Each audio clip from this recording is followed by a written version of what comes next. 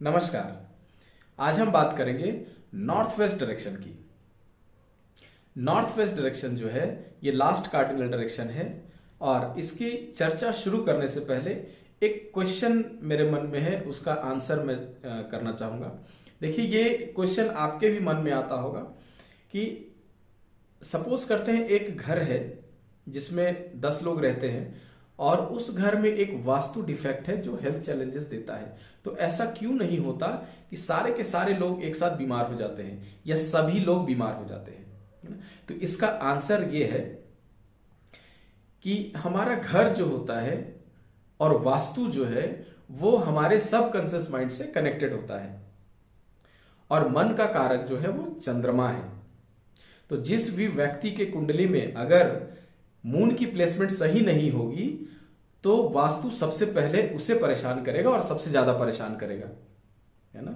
और वास्तु में चंद्रमा जो है वो नॉर्थ वेस्ट के रूलिंग प्लैनेट है, जिसकी आज हम लोग चर्चा करेंगे। सबसे पहले समझते हैं कि नॉर्थ वेस्ट के एट्रीब्यूट्स क्या है, फिर उसके कौन कौन सी एक्टिविटीज हैं जो होनी चाहिए और जो नहीं हो सकती, उस पर बात करेंगे। तो सबसे पहले बात करते हैं इनके गुणधर्म की। तो नॉर्थ वेस्ट डायरेक्शन जो है हमारे जीवन में सपोर्ट को दर्शाता है। देखिए, हर व्यक्ति के जीवन में हर समय, है ना, किसी ना किसी चीज की सपोर्ट की जरूरत पड़ती ही पड़ती है, चाहे वो परिवार हो, समाज हो, दोस्त यार हो, बैंकिंग हो, जॉब हो, कंपनी हो, बॉस हो, सरकार हो, है ना। तो बिना सपोर्ट के हम आगे नहीं बढ़ सकते और जिसका कारक नॉर्थ वेस्ट है। अगर ये इनबैलेंस हो गया तो आपके जीवन में सपोर्ट की रिक्वायरमेंट बढ़ जाएगी बट सपोर्ट मिलेगा नहीं, है ना। इसीलिए इसको बैलेंस रखना जरूरी है। दूसरा कारक जो है नॉर्थ वेस्ट जो है हमारे जीवन में हमारे स्पीच को गवर्न करता है। मतलब जो भी हम बोलते हैं, बात करते हैं, वो कैसे गवर्न होता है, नॉर्थ वेस्ट से। नॉर्थ वेस्ट जैसा मैंने बताया आपके मन का कारक है, तो जिसकी माइंड की स्टेबिलिटी जितनी अच्छी रहेगी वो उतना अच्छा वक्ता होगा, उसकी स्पीच उतनी अच्छी होगी। कहते हैं ना कि इसके बात में वजन है, तो वजन जो है वो आपके मेंटल स्टेबिलिटी देता है ना। अगर ये डिस्टर्ब हो जाए तो मूड स्विंग्स को बढ़ा देगा, है ना, आप डिप्रेशन में चले जाएंगे। देखिए, नॉर्थ वेस्ट आपके हैप्पीनेस का भी कारक है, खुशी का भी कारक है। तो अगर ये इनबैलेंस हो गया तो आपके जीवन में से खुशी चली जाएगी, हैप्पीनेस चली जाएगी, तो डिप्रेशन आ जाएगा, है ना। और जहां डिप्रेशन है वहां खुशी होगी नहीं, दोनों एक दूसरे के ऑपोजिट है।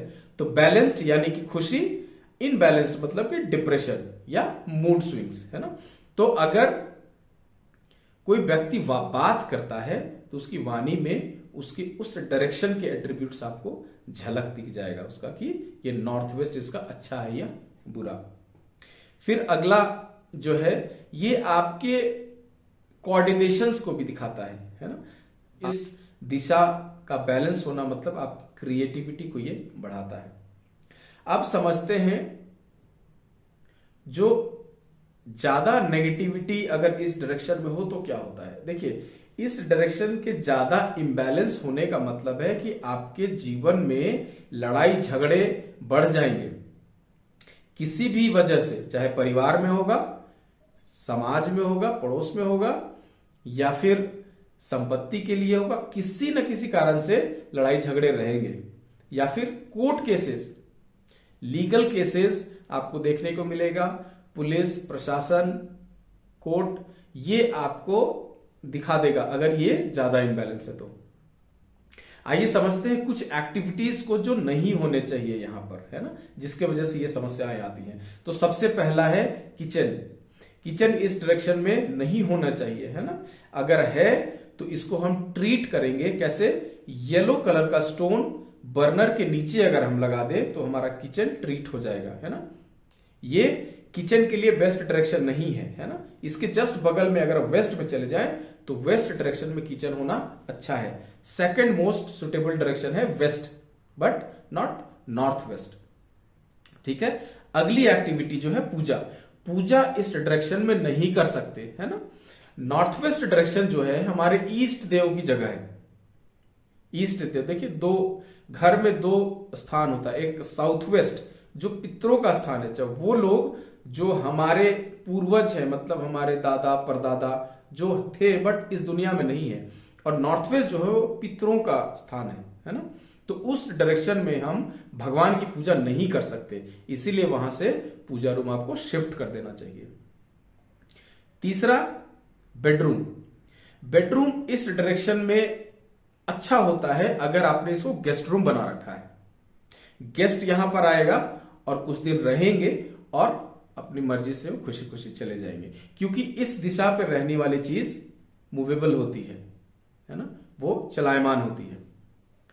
और अगर शादी योग्य अगर बच्चे हैं तो इस डायरेक्शन में आप उनको सुला सकते हैं, उनके लिए भी बहुत अच्छा डायरेक्शन है, उनकी शादी जल्दी हो जाएगी।